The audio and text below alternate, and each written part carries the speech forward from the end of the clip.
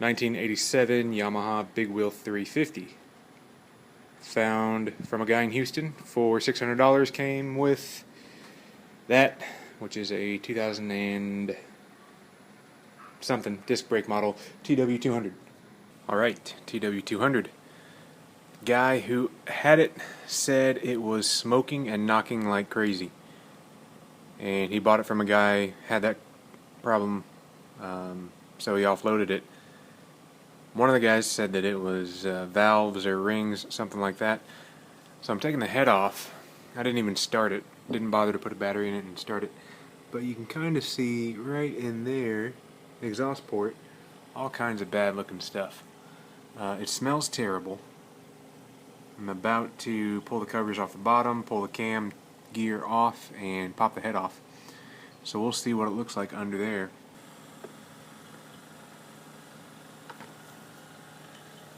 Timing gear. We'll take apart this head and kind of see what's going on in the valve area. That doesn't look great. Look at that spark plug.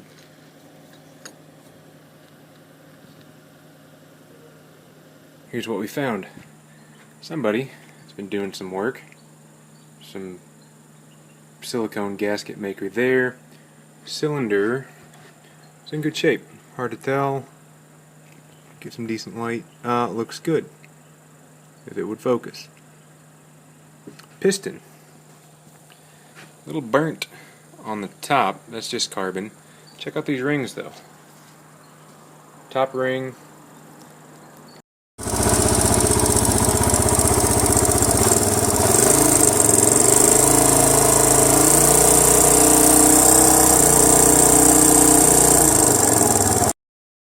Okay, engine out of a TW200. Replaced the top end on it. Found that the piston was a little bit messed up. It was leaking a lot of oil out of the exhaust valve area.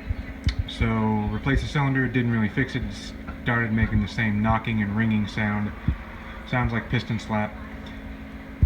Thought it was just a cylinder piston issue. It's obviously not. So taking it apart, think it's the crankshaft. I think the crankshaft got bent somehow.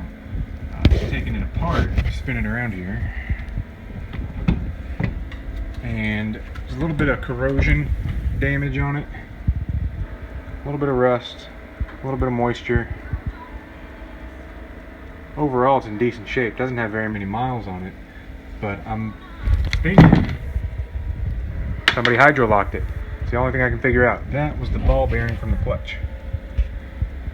So we're going to take it apart. Got a new crankshaft for it. Going to put it back together and see what happens. In the meantime, planning on dressing it up a little bit and maybe turning this thing into a better looking motorcycle than it ever was from Yamaha. So we'll see how that goes.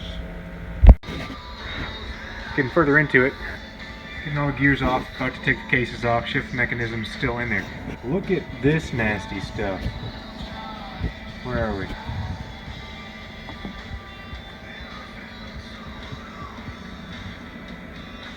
This terrible gray, thick, nasty stuff. Don't understand what it is. A lot of it on this area of the crank though. So maybe it's fried bearing residue or something like that. Wipe the hand off real quick. If you look at the crank itself, see if we get, I wish I had better light. Anyway, a lot of back and forth in there. Not sure that that's indication of a bad lower bearing, but it's not great. So rip it apart and see what the difference is between this and the new one. We have got the cases split. Case splitter, an amazing tool. Well worth the 50 or 60 bucks. The book that I printed says pry them apart, but this is way easier.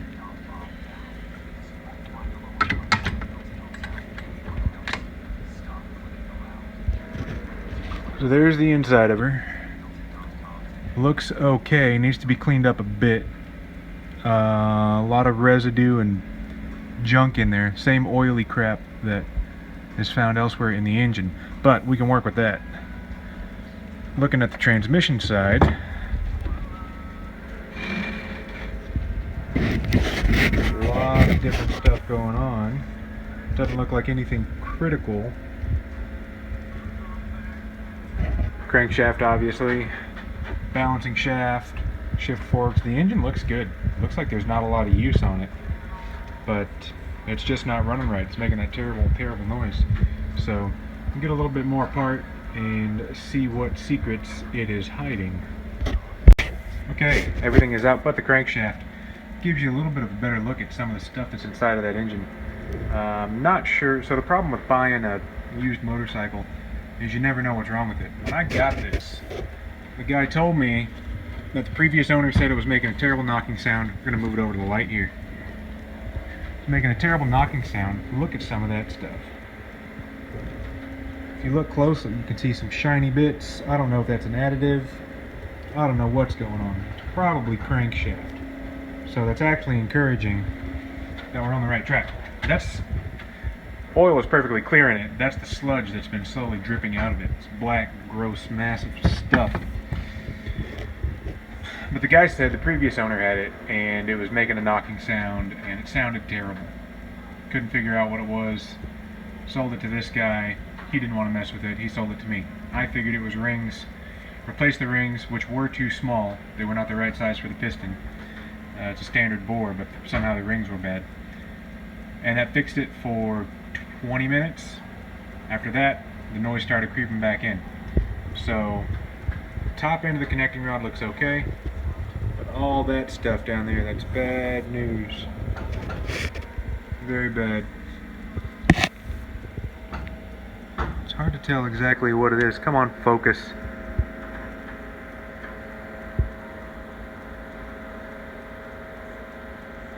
But you can see little chunks in there. So, something's fried up pretty good. She's all kinds of messed up. We'll get the crank out, and before putting it back together, it's going to undergo some cleaning, much cleaning, and a little bit of color treatment. All the bearings seem like they're doing okay, but with that kind of fine metallic material in there, it's just going to be killer on them. So, see if I can find a bearing kit for this motor. It turns out there's not a lot of parts and a huge aftermarket for the motors on these. So if I can't find a bearing set or something like that, I'll just go one by one and order the bearings as I need. Quick shot of the workbench here. All the miscellaneous parts. Very easy engine to take apart, which is much appreciated. So good job, Yamaha. That oil pump, we're going to take it apart later and see what all kinds of nasty sludge is locked into there. That is the fried cylinder head and cylinder from a DRZ 400, so don't mind that. So, crankshaft out, and then forging ahead. I really need to get more light in here. I've moved the light. It's been a big help. In the process of pressing all the bearings out right now, using the case splitter to do so. That's why it's a fantastic tool. Multi-purpose. You can see some of this gelatinous, weird goo has dripped around and is sitting all over the table. If you get in real close, I don't know if it'll focus. It probably won't. Some metallic sparkles and things in there. It's got to be a fried rod. Come over here and we have a look at both of these. This old rod, I'll move to the light. Why not? So it's got a little bit of wiggle back and forth. And again, at the top, hard to see, but if it was to focus, camera works hard. There's a lot of wear, a lot of bad looking stuff in there. Compare that to the other rod sitting right here. There we go. That play is just not there. Not there at all. So, bad. If I didn't have this one, if I hadn't bought this one, this could be sent off. There's a guy that I like to use in Minnesota. I think he's in Minnesota, Bill Bune. He rebuilds crankshafts. Basically, you press apart this pin. This is a half. This is a half, and the rod is in the middle. Pin and the bearing come out. You replace the bearing, check the rod. This rod, it's trash. I would get a new one. Good news is parts for these are fairly cheap, but really not worth the hassle when you can just take a chance on one used or pick one up for a couple $100.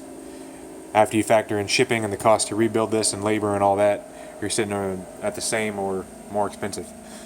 A couple other bearings sitting in this one. Need to use the blind bearing puller to get those out. No big deal. Should work all right. And then we're going to clean up these cases really, really well. Get all that junk out of them.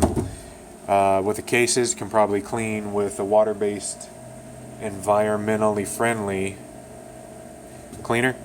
Bearings, we're going to use some nice petroleum-based products to clean them up and make sure they feel good. If they don't, or if they've got some junk in them, or if the races are all kind of beat up, we'll replace those with their appropriate counterpart. Not sure what these are exactly, but all bearings are marked on the race with what they are. So we would just look that up, go online, and find it. This one is making a liar out of me. I don't see anything on it. So we would measure inside diameter, outside diameter, and thickness, and find that bearing. This feels pretty good. They just look nasty. So, pile of old bearings coming out, doing some case work. Good times. Progress being made. But you get a look at how the blind bearing puller works. We've got these little forks that go in, you expand it, it goes in the end of the bearing and it pulls, and you just wail on it with this slide hammer until it comes off. Two of them being particularly stubborn, so I'm going to use a heat gun to heat up the cases and open up the metal tolerances a little bit. You can see one of them. That's a pain in the ass there. And actually, that's the only one. That's all that's left. We got all the other ones. Interesting thing going on right here. That's where the clutch mechanism actuator arm goes. We put a seal in there, and that looks like a real pain in the ass to get out of there, so I'm not going to touch it. I say that now, we'll see what happens. Otherwise, that is the only bearing that is putting up a fight still. So we'll keep pounding away at it, get it out of there, and then clean these cases up really, really well. I've done it in the past where I've kept the bearings in and tried to clean up the cases. Not even worth the time. So much junk and grit gets in there that it just messes up the bearings, and I end up replacing them anyway. I was looking around for replacements for these. Nobody makes a set, so I'd have to go through one by one by one by one by one by one and replace all of them. And that's not the end of the world, but you figure $6-7 for each bearing. If they're good, I'll keep them, I'll use them. So a little bit of sealant coming from the case halves where they seal them together. Normally that stuff is gray from what I've seen in the past. It's Yamabond 4 or 5 or whatever. This stuff's a little bit different. Whoever had this before did some work on it, because the magneto cover and the base gasket on the cylinder had RTV, like a silicone gasket maker on it. So they'd been in there before to fix this. I gotta believe that somebody ran it out of oil, fried the bottom end of the crank, and just kept rolling with it.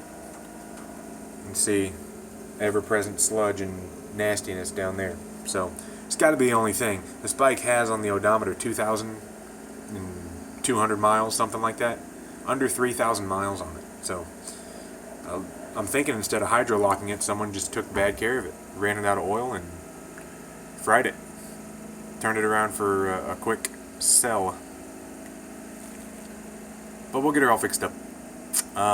Getting those bearings out, cleaning up the cases, and then I'm going to strip down the frame and work on that for a bit and get this all apart.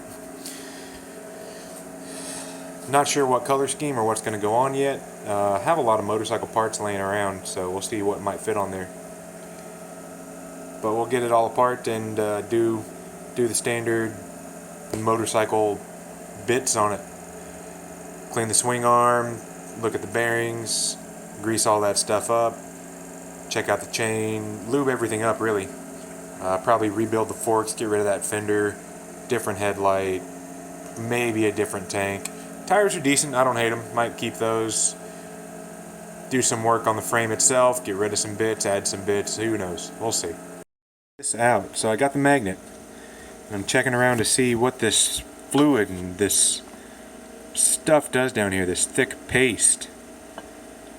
it's hard to tell.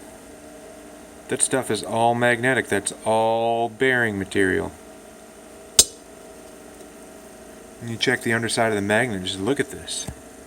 See where the camera is. See if I can get it to focus. It's crazy. I've never seen anything like it. It's responding to the polarity, and this is just a strong poster magnet.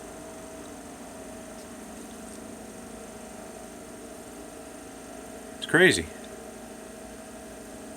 Never seen anything like that. I was getting it to dance down here a little while ago, but don't know if it's gonna.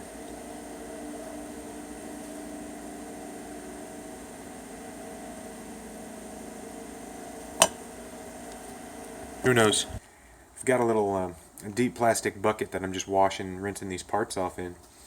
I put a magnet in the bottom of it, and it is amazing the small, fine metallic particles that are coming out. So I washed the bearings, got them nice and clean until nothing was coming out.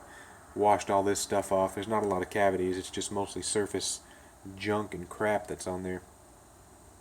But working wonders. That magnet in there is amazing. Things are coming out nice and shiny. Long way to go. A lot of parts to clean still. And then I'm going to bag this stuff up. Like items, I'll put the transmission and the shift drums and the forks in a bag. Put the crank and the counterbalance shaft gears in a bag and oil them up so they don't get all rusty, that they stay in good shape. And we will wait for reassembly. That is a pile of engine cases. Side covers, engine cases, cylinder heads up here. I've been doing a lot of work. So I was here, I had the tools, I was bored. Figured I would do a quick port and semi-polish job on the head. It's going to make 1 billion horsepower now, so that's good. Be much improved. Considering boring out the cylinder, haven't measured it yet, I think it'll be okay. But you know, while we're here, it'd be a good time to bore it out, go the first size over, and just be sure about that. Not so much the increased displacement, because this thing's not going to make any power anyway, but just a thought. Found one more blind bearing. Blind bearing was sitting inside of this cover here, and there he or she was, right there. So this one took a little bit of heat as well. Put the heat gun on it for a while, 2 or 3 minutes, and then went at it with the blind bearing puller. Interesting thing, you can see right there a broken bolt. I guess it's good. DRZ 400 that I worked on, they don't Loctite these bolts around the stator. These are definitely thread locked. So much so that one of them broke getting out of there. So, you know, new challenge. Oh boy. The other ones came out without a problem. So that's good. But definitely if you take this stuff apart, or you're in any motorcycle in this stator area for any reason, make sure you are thread locking your bolts. And a tip while we're here, those are just random case bolts. Piece of cardboard. Super handy to stick them through there. Makes life easier. And likely if you're watching this, you know these tricks. But just make a little circle, put your bolts where they go. A lot easier when it comes time to put things back together, and keeps them from all flying across the floor. Valves are out. Valves look decent. I'm gonna get some valve seals for it. Miscellaneous O-rings, plugs. Found this. That little aluminum bushing. Don't know where it went. It was in the stator cover. So probably something to do with a gear spacer or something. We'll see. We'll see where that goes. But that's about it. Got a lot of work done. Took a while. Cases are ready to be blasted. I'm packing up, and this is going to be it for the day. We'll work on a little bit more tomorrow. But look at this before I go. I emptied all the solvent, let's call it, out of my bucket I was washing parts in. Had a couple magnets in there. Look at that nastiness. That's crazy. Been a while, but things are going back together. Had parts soaking in bags of oil. Ziploc bags are not very great for oil, apparently. It'll leak right through them. So put everything in a bucket down here. Miscellaneous parts and whatnot. We have the transmission. I almost forgot to put this back in. counterbalance shaft back in there. If it'll go in, there it goes. We'll get that all timed up here later. Got a dinner party to go to, but just got the shift forks in.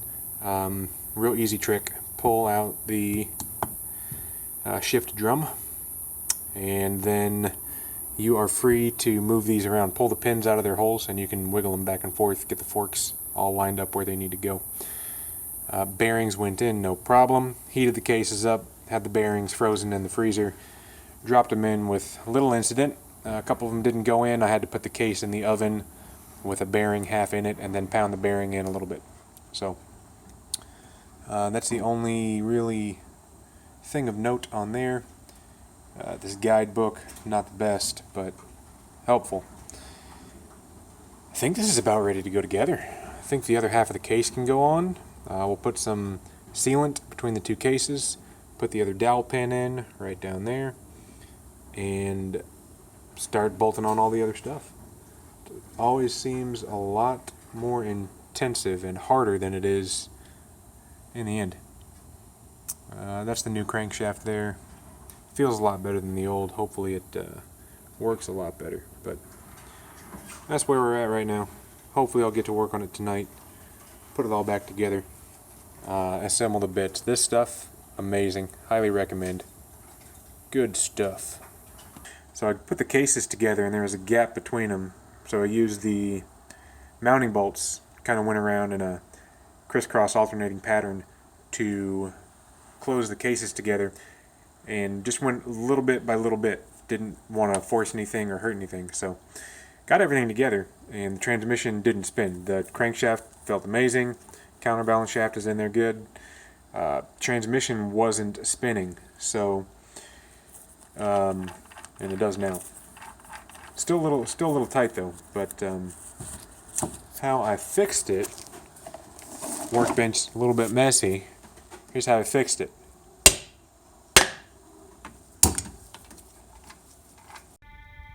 Okay, real quick, got it back together. Things seem to be working well. That's held in there with the pin. Quick note on this, there's a long rectangle kind of keyway. Keeps everything together.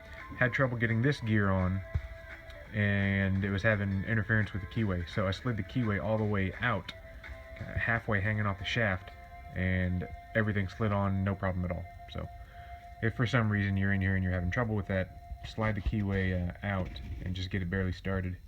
You might have better luck.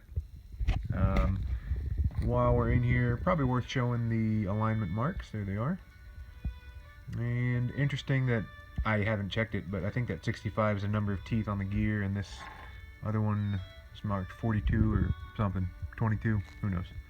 Can't read, but interesting they did that. And then these gears here, mine has a B on it. I've seen them with C's and different letters.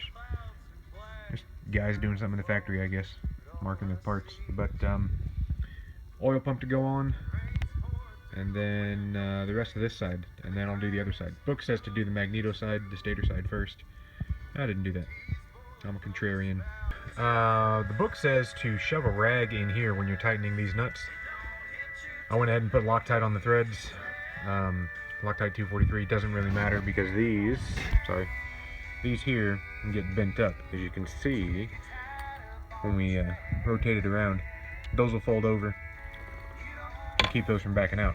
So I put Loctite on it for funsies. But my trick, and this would go on the other side because we're tightening it, can't do it because I only have one hand. You stick a penny, a quarter, or a coin in there, and then as you tighten this, righty-tighty, lefty-loosey, you're tightening this way, that penny gets wedged in there, it's nice and soft and malleable, doesn't hurt the gears, but it lets you get your torque wrench in there. So, there you go, the more you know. Going back together. There's a spacer back here. Kickstarter idler gear or something goes right there. And that spacer, which you can't see because there's no light at all, unfortunately, was giving me a hard time. It wouldn't go back on there, so I had to kind of smooth it out a little bit and get it to go on there. Thought about not putting it on there. It's held on by 2 circlips, but I realized that I think the only thing that spacer does is stop oil from spewing directly out of the oil hole that's in that output shaft. So that caused me a moment of panic. Messed with the shifter a bit. It's shifting okay. Did a little tapping on the output shaft and started shifting better. So as always, beat stuff with a hammer. But the bottom end is together. Still work to do, but a quick update. Motor is in. Had a little bit of trouble with the timing chain, but got it all timed. Got the motor sitting in the bolts and the frame. Need to tighten them. Plastics are going to be black, and with a spark plug and some oil, this thing should fire.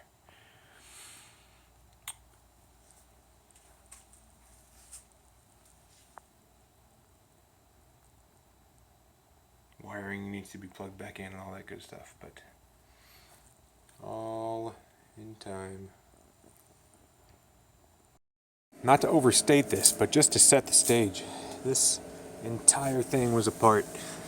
New crankshaft, cylinder bored out, new piston, new rings. Head was ported, carburetor was cleaned up, engine's powder coated, all that stuff. It doesn't have the muffler on it, but I'm going to try and start it just to see what happens. So this will be the first test. Don't have anywhere to set this, so let's just see.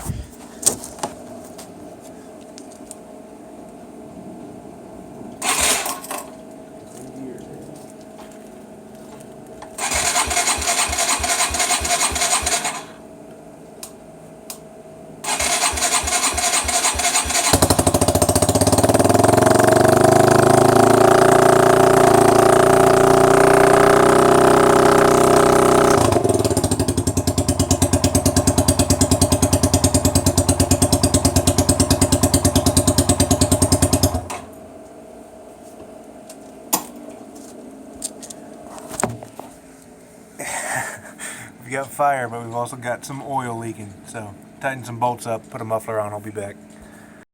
Issues.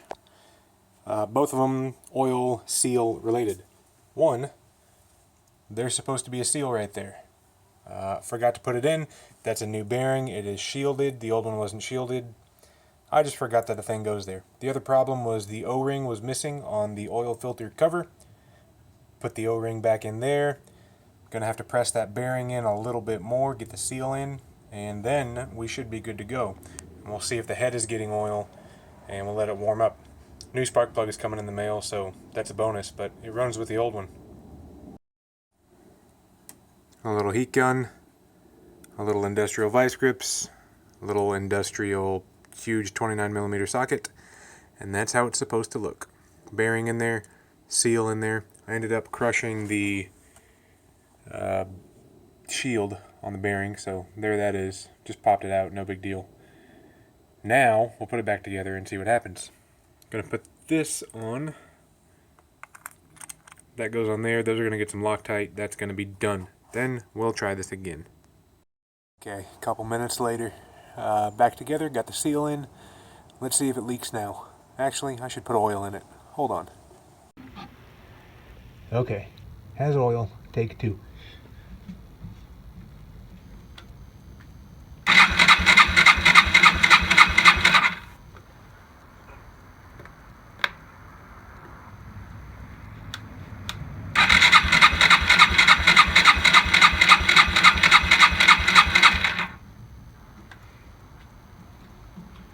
Stator's not connected. Okay, now featuring 100% more stator.